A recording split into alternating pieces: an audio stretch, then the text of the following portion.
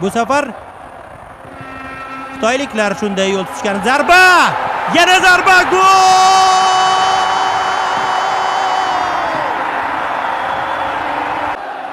Bu ham bir yaxshi niyat edi-da. Oleg Shatskixning oilaviy an'anasini ukasi Maksim davom ettirishini chin dildan xohlagan edik. Mana o'sha gol. Darvozabonga hech qanday e'tiroz bo'lishi mumkin emas. Hozir xitoylik himoyachilar xatoga yo'l qo'yishdi. E'tibor bering, to'p havodan jarima maydoni markaziga yuborildi. 4 ta futbolchi Shatskixning atrofida, lekin yaqinida emas. Qarang. Hech kim unga xalaqit bermayapti. Zarba berildi, darvozabondan qaytgan to'pga agar Maksim qulayroq vaziyatda yetib kelayotganini ko'rmaganida Geynrix zarba berardi hozir.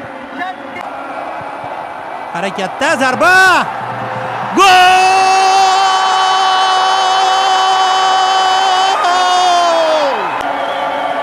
Keling vaziyatni yana tomosha qilamiz.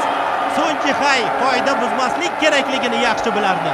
Ammo u charchagani uchun raqibini turtib yubordi. Hakam jarima zarbasi belgilay olmasligini tushunardi, u hushtak chaldi. Zarba berildi, darvozabonga e'tibor qarating.